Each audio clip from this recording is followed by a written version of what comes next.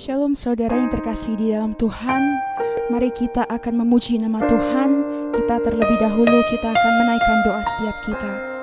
Tuhan Yesus, terima kasih Tuhan, karena pada hari ini Tuhan, Engkau memberikan kesempatan kami Tuhan, untuk memuji nama-Mu Tuhan, untuk beribadah bersama-sama Tuhan. Kami percaya Tuhan Yesus, Engkau senantiasa melayakkan setiap kita Tuhan. Tiba saatnya Tuhan, kami akan menaikkan pujian kami. Kiranya Tuhan, pujian kami berkenan di hadapan-Mu. Terima kasih Tuhan Yesus. Di dalam nama Tuhan Yesus, kami siap untuk memuji nama-Mu. Haleluya, amin.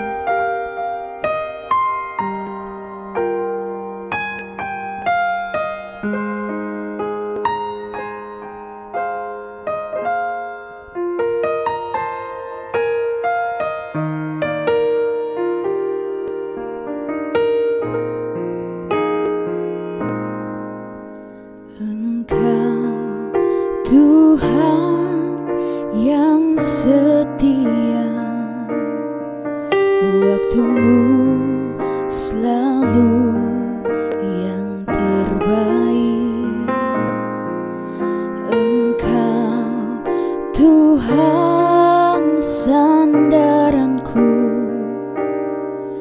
dan ku hanya kan berharap padamu. Satu-satunya yang ku andalkan, satu-satunya yang ku percaya. Engkau sumber kekuatan, sumber pengharapan, sumber kedamaian.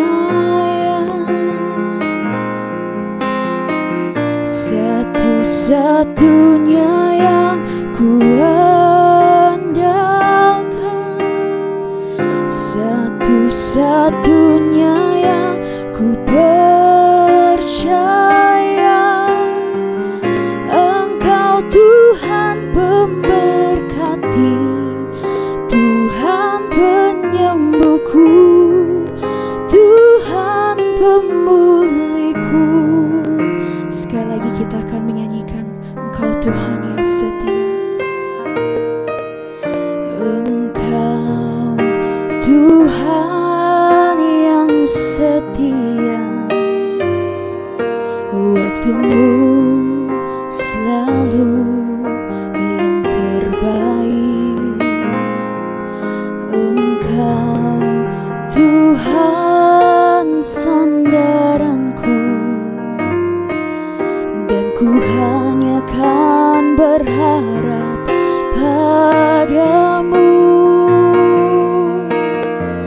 Satu-satunya yang ku andalkan, satu-satunya yang ku percaya.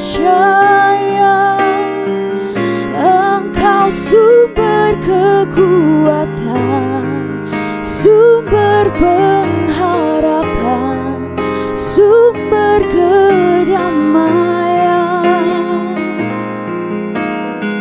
Satu-satunya yang ku andalkan, satu-satunya yang ku percaya. Engkau Tuhan memberkati, Tuhan penyembuhku, Tuhan pemulihku. Satu-satunya, satu-satunya yang ku andalkan, satu-satunya yang ku percaya. Engkau sumber kekuatan, sumber pengharapan, sumber kedamaian. Satu-satunya, satu-satunya yang ku andalkan, satu-satunya yang ku percaya. Engkau Tuhan memberkati, Tuhan penyembuhku, Tuhan pemulihku, satu-satunya, satu-satunya yang ku andalkan, satu-satunya yang ku percaya. Engkau sumber kekuatan, sumber pengharapan, sumber kedamaian. Katakan dengan iman, satu-satunya yang ku andalkan, satu-satunya yang ku percaya. Engkau Tuhan pemberkati, Tuhan penyembuhku, Tuhan pemulihku. Oh, satu-satunya yang ku andalkan, satu-satunya yang ku percaya. Engkau sumber kekuatan, sumber pengharapan, sumber kedamaian. Oh, satu-satunya yang ku andalkan, satu-satunya yang ku percaya. Engkau Tuhan memberkati, Tuhan penyembuhku, Tuhan pemulihku. Engkau Tuhan memberkati, Tuhan penyembuhku, Tuhan pemulihku. Oh, Engkau Tuhan memberkati, Tuhan penyembuhku, Tuhan pemulihku. Oh, Engkau Tuhan penyembuh kami, Tuhan pemulihku. Engkau Tuhan yang ku andalkan. Haleluya, haleluya. Dalam setiap keadaan kami mau setia menyembah-Mu. Terima kasih Tuhan, terima kasih Tuhan. Engkau setia, walau kami terkadang tidak setia Tuhan. Kami bersyukur punya Bapa seperti-Mu. Hanya Engkau yang ku andalkan. Terima kasih Tuhan, terima kasih Bapa. Haleluya Tuhan. Terima kasih Tuhan. Kami mengucap syukur, kami bersyukur, kami bersyukur Bapa. Haleluya. Ujilah setiap kami, ujilah setiap batin kami. Apakah kami sungguh mengasihi-Mu Tuhan? Terima kasih Bapa, terima kasih Tuhan. Haleluya, haleluya Tuhan. Kami mau belajar mengandalkan Kau, sekalipun badai Tuhan merintangi hidup kami.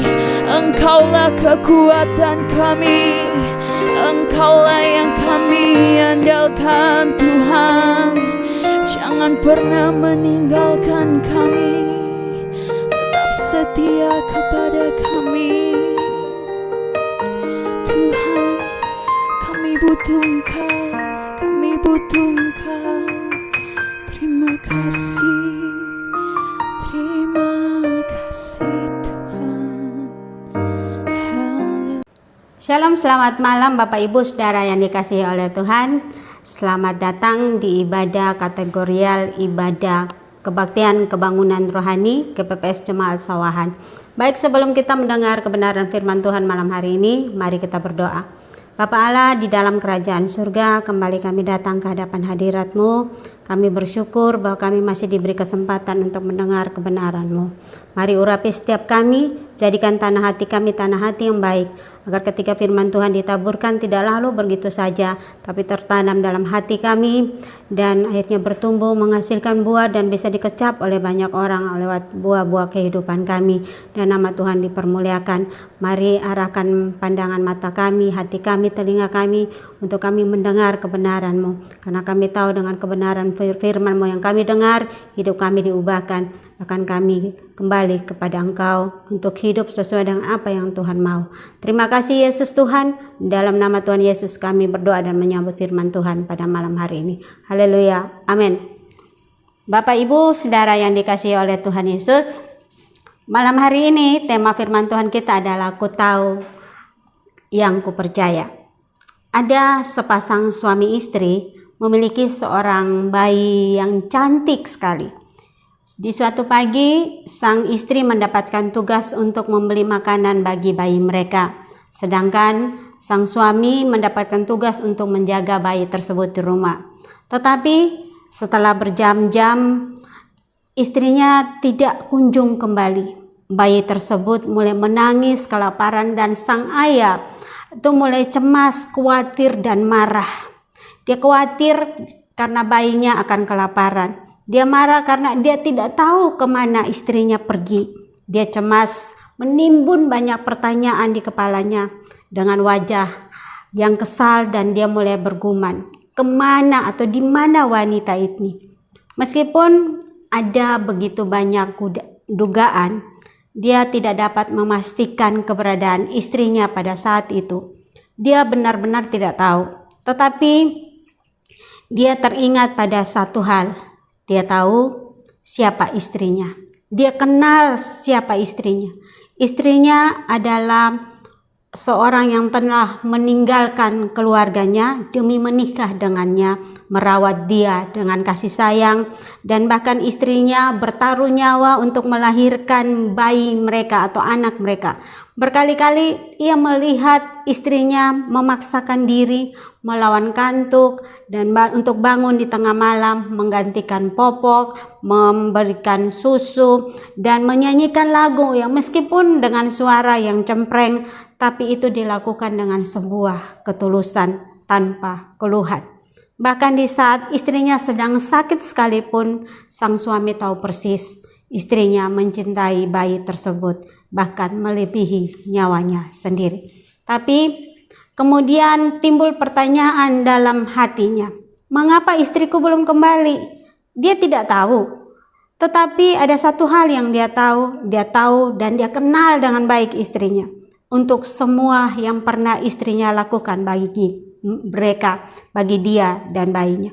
Untuk segala kesetiaan dan pengorbanan yang tak kecil, dia yakin tidak mungkin istrinya mau mencelakakan bayinya itu. Lalu, mengapa istrinya belum kembali? Ada di mana dia? Jawabannya tidak tahu. Tetapi sekali lagi, ada suara di hatinya, dari lubuk hati yang paling dalam, berbisik di hatinya, untuk semua yang telah istriku lakukan bagi aku dan anakku, aku tahu siapa istriku. Aku tahu dia punya alasan, tetapi apa itu alasannya aku tidak tahu, tapi aku tahu dan aku kenal siapa dia. Bapak Ibu Saudara yang dikasihi oleh Tuhan, dalam pengiringan kita kepada Tuhan? Apakah kita mengenal siapa Tuhan yang kita sembah? Apakah kita benar-benar tahu siapa yang kita percayai? Ketika berada dalam kesulitan, masalah yang besar, beban berat menekan hidup kita, doa-doa yang tidak dijawab, beban hidup seakan tidak pernah habis, datang silih berganti, masihkah kita percaya? Masihkah kita berkata, seberat apapun masalahku, aku tahu Tuhan tetap baik. Tuhan yang memegang hidupku dan tidak ada perbuatan tangannya yang gagal. Atau sebaliknya, kita malah menggerutu, marah, dan mulai bersungut-sungut dan kita berkata-kata kepada Tuhan, enggak Tuhan-Tuhanan, enggak gereja-gerejaan, enggak baca firman. Karena kalau dia Tuhan, harusnya dia tahu aku itu menderita. Kalau dia Tuhan, kenapa dia membiarkan aku sendiri? Di mana dia? Di mana Tuhan ketika kesulitan, beban, kesedihan, kehilangan itu datang menerpa aku? Bapak, Ibu, Saudara sekalian,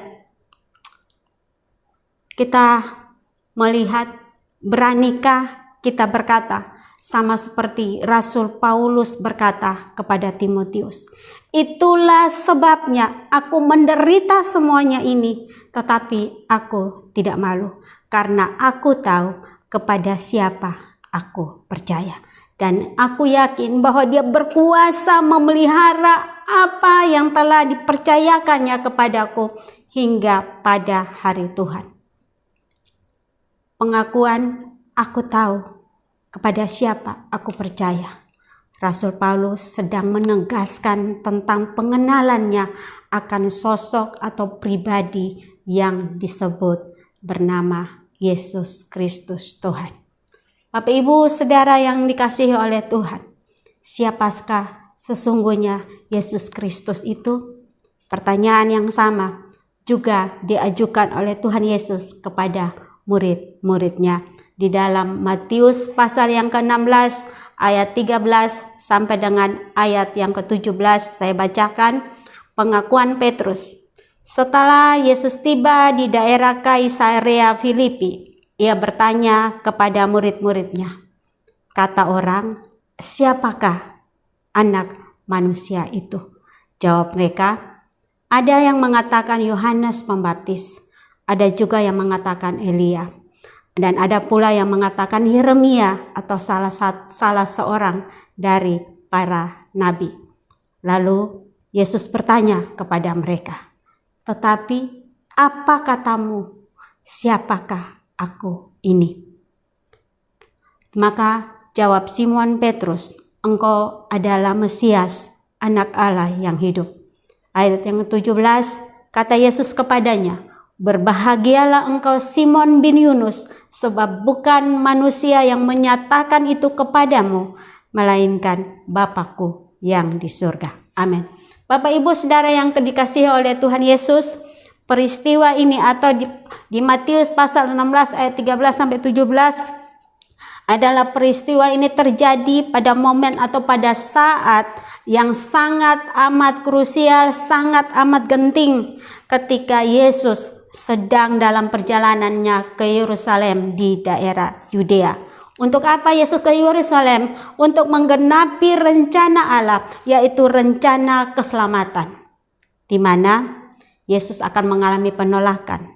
Dia akan dihina, dia akan disiksa, dan terakhir dia akan disalibkan. Dia akan mengalami penyaliban yang dari orang-orang Yahudi. Bapak, Ibu bisa bayangkan di tengah-tengah situasi yang seperti ini. Situasi yang mungkin bagi para murid adalah situasi yang sangat mencekam, sangat genting. Dan sesaat lagi mereka akan tergoncang imannya karena sang guru akan mengalami penganiayaan dan penderitaan yang begitu sangat amat luar biasa. Dan mungkin tidak ada seorang pun yang mau mengalami penderitaan sebegitu rupa. Yesus mengalami penderitaan fisik dan psikis. Di saat-saat seperti itu, Yesus bertanya, dan ia ingin memastikan bahwa para murid yang selama 3,5 tahun bersama dengan dia, duduk, berdiri, berjalan, makan, tidur, diajar, mengetahui dan mengenal siapa Yesus dengan benar.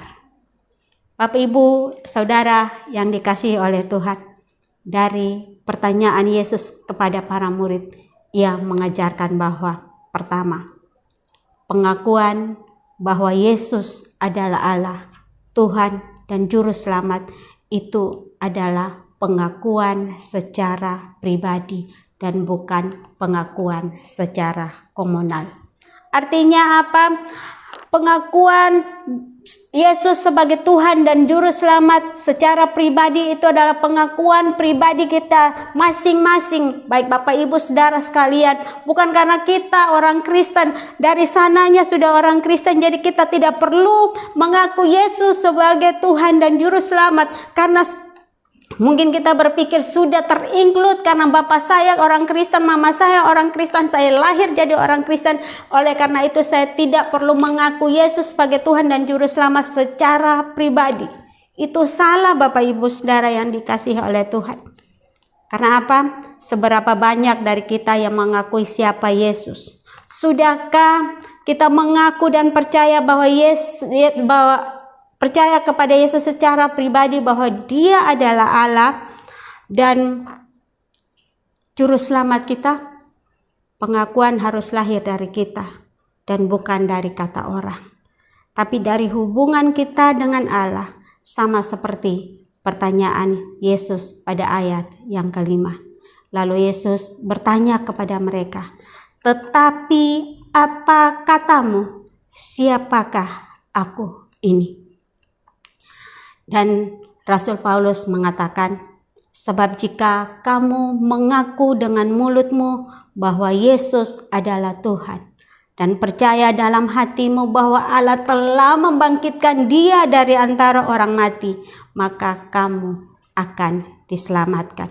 Karena dengan hati orang percaya dan dibenarkan, dan dengan mulut orang mengaku dan diselamatkan. Roma pasal 10 ayat yang ke-9. Ayat ini membuktikan bagi Yesus, bagi kita, bahwa pengakuan tentang siapa Yesus itu adalah sangat penting. Mengapa hal ini sangat penting? Karena poin ini memberikan kepada kita kelegaan dan kepastian bahwa saya, Bapak Ibu Saudara sekalian, kita memiliki Allah yang hidup, Allah yang benar, Allah yang maha kuasa, Allah yang luar biasa, Allah yang punya segala-galanya. Dan pengakuan secara pribadi ini yang Yesus inginkan dari kita saat ini.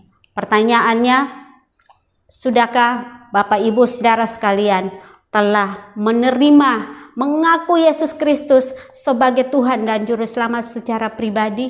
Jika hari ini belum, mari jangan tunda. Buka hatimu dan terimalah Dia. Akuilah Dia sebagai Tuhan dan Juru Selamat pribadimu.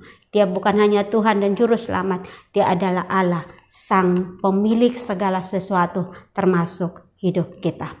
Dan hal yang kedua yang kita pelajari, yang Yesus sedang ajarkan lewat Matius pasal yang 16 ayat 13 sampai 17 ini adalah Yesus ingin bahwa pengakuan itu yang keluar dari mulut para murid dan pengakuan yang keluar dari mulut kita hari ini haruslah pengakuan yang benar. Bapak Ibu Saudara yang dikasihi oleh Tuhan, banyak orang salah berpikir tentang siapa Yesus. Bisa dilihat dari pertanyaan Yesus dan jawaban para muridnya di ayat yang ke-13 dan ayat yang ke-14. Yesus di ayat yang ke-13, setelah Yesus tiba di daerah Kaisarea Filipi, ia bertanya kepada murid-muridnya, "Kata orang, siapakah anak manusia itu?" Ayat yang ke-14 jawab mereka, ada yang mengatakan Yesus adalah Yohanes Pembaptis, ada juga yang mengatakan bahwa Dia adalah Elia, dan ada pula yang mengatakan Dia adalah Yeremia atau salah seorang dari para nabi. Herodes berpikir Yesus adalah Yohanes Pembaptis yang bangkit dari kematian. Sebagian lagi menyebut Yesus adalah Elia seperti yang dinubuatkan oleh Nabi Maleakhi. Padahal sebelumnya Yesus menyebut bahwa Elia yang akan datang kemudian itu adalah Yohanes Pembaptis. Bapak Ibu Saudara yang dikasihi oleh Tuhan, Yesus itu memang dia adalah seorang nabi, tapi dia lebih dari sekedar nabi. Dia adalah anak Allah, pribadi kedua dari Allah Tritunggal. Dia adalah Allah itu sendiri, Sang Mesias, Juru Selamat dunia. Allah yang datang mengambil rupa manusia, hidup di dalam sejarah manusia, berkarya, dan karya puncak dari Yesus Kristus adalah yang teragung, yang termulia adalah dia menjadi korban pengganti, menanggung dosa isi dunia ini, tergantung di kayu salib. Dan tidak ada satupun manusia yang memilih cara kematian yang Yesus pilih, yaitu tergantung di salib. Sebab itu salib, hukuman atau mati di atas salib itu hanya diperuntukkan bagi penjahat kelas kakap yang melakukan kejahatan yang sedemikian rupa. Tapi Yesus tidak. Dia tidak melakukan kesalahan. Tidak ada dosa dalam dirinya karena dia adalah Allah. Dan Yesus memilih cara kematian yang tidak lazim yang dipilih oleh manusia. Dan Alkitab berkata, terkutuklah orang yang tergantung di kayu salib. Bapak Ibu Saudara yang dikasihi Tuhan, bayangkan anak domba Allah yang tersembelih, darahnya tercurah, mati di kayu salib, membayar lunas hutangmu dan hutangku. Dia lebih dari sekedar guru, dia lebih dari sekedar nabi, dia ingin dikenal lebih dari sekedar penjawab doa, lebih dari sekedar pembuat mujizat, membangkitkan orang mati, mencelikan orang yang buta, dan membuat orang yang tuli mendengar, terus melakukan banyak perkara atau banyak mujizat, mengubah air jadi anggur, atau membangkitkan orang yang sakit, orang yang lumpuh, orang yang mati dibangkitkan oleh Tuhan, atau membuat mujizat memberikan makan 5.000 orang, sisa 12 bakul dengan 5 roti dan 2 ikan. Yesus ingin dikenal lebih dari itu. Dia ingin dikenal lebih dari Sang Penolong, Sang Penjawab doa. Dia lebih dikenal daripada Sang Penggenapi semua yang kita doakan. Dia adalah Allah di atas segala Allah. Dia adalah Tuhan dan Juru Selamatmu. Dia pemegang segala sesuatu. Segala sesuatu ada di dalam tangan. Dia pembuat segala sesuatu, termasuk dia pencipta saya, Bapak Ibu Saudara sekalian, pengendali segala sesuatu. Tidak ada yang pernah gagal di tangan. Apa yang Tuhan lakukan, dia adalah Allah, dan segala perbuatan tangannya itu baik adanya. Bapak Ibu Saudara yang dikasihi oleh Tuhan, pengakuan yang benar itu lahir dari pengenalan yang benar. Juga iman kita akan bertumbuh seiring sejalan dengan pengenalan kita akan Allah. Seberapa kita mengenal Allah, maka iman kita pun akan sebesar itu. Oleh karena itu, mari Bapak Ibu Saudara yang dikasihi oleh Tuhan, mari kita pahami, Tuhan ingin dikenal bukan hanya sebagai pembuat mujizat, sebagai penjawab doa, sebagai Allah yang dibutuhkan ketika kita berada di dalam kesesakan dan mengeluarkan kita dari kesesakan, tapi dia ingin dikenal lebih dari itu. Dia adalah Allah. Dialah pemilik segala sesuatu, pemegang kendali, pencipta, Allah yang maha besar, Allah yang maha mulia, Allah yang maha hadir, Allah yang maha kuasa dan maha segalanya. Dan juga dia adalah Bapa kita dan sahabat kita. Allah ingin dikenal. Seberapa besar kita mengenal Tuhan, maka sebesar itu juga penyandaran kita kepada Tuhan. Mari, Yesus ingin kita mengenal dia secara utuh, siapa dia. Dia bukan hanya pembuat mujizat. Dia bukan hanya mengadakan yang tidak ada menjadi ada, tapi dia adalah Allah. Oleh karena itu dia ingin pengakuan kita terhadap Yesus itu haruslah pengakuan yang benar. Mari Bapak Ibu Saudara yang kekasih di dalam nama Tuhan Yesus. Dan hal yang ketiga yang kita dapat pelajari dari apa yang Yesus tanyakan kepada murid-muridnya adalah pengakuan bahwa Yesus adalah Tuhan, dan pengakuan yang benar itu hanya lahir karena pekerjaan Roh Kudus. Pengakuan atau pernyataan Petrus pada ayat yang ke-16 saya bacakan, maka jawab Simon Petrus, "Engkau adalah Mesias, Anak Allah yang hidup." Ayat yang 17 berkata Yesus kepadanya, "Berbahagialah engkau Simon bin Yunus, sebab bukan manusia yang menyatakan itu kepadamu, melainkan Bapa-Ku yang di surga." Bapak Ibu Saudara yang dikasihi oleh Tuhan Yesus, manusia berdosa tidak mungkin bisa memberikan pengakuan yang sungguh-sungguh jika bukan campur tangan Allah di dalamnya. Orang bisa mengaku Yesus Kristus adalah Tuhan itu bukan karena kita, tapi ada Roh Kudus yang di dalam kita yang membuat kita bisa mengaku bahwa Yesus Kristus adalah Tuhan. Apa akibat dari pengakuan kita ini bagi kita? 1. Pengakuan pribadi. Pengakuan yang benar lahir dari pengenalan yang benar akan Tuhan, dikerjakan oleh Roh Kudus di dalam kita. Semakin kita mengenal seseorang, maka kita akan tahu posisi kita di hadapan. Kita akan hormat, tunduk, taat, gentar, dan mengasihi dia. Sama seperti ketika kita bertemu dengan Presiden Joko Widodo. Kita tahu beliau adalah Presiden Republik Indonesia. Pasti kita akan tunduk, hormat, kagum. Kita akan jaga bicara kita agar kita tidak salah di depannya. Karena kita tahu siapa orangnya. Dia adalah kepala negara ini, puncak pemegang tertinggi pemerintahan di dalam negara ini. Nah, harusnya kita juga berlaku hal yang sama kepada Tuhan ketika kita datang menghadap Dia. Karena kita tahu siapa Dia.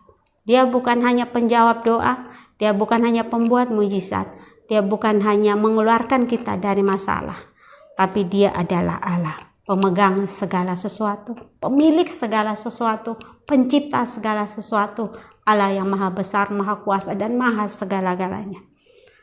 Ketika kita tahu siapa Allah yang kita sembah, maka akan menentukan bagaimana sikap kita kepada Tuhan.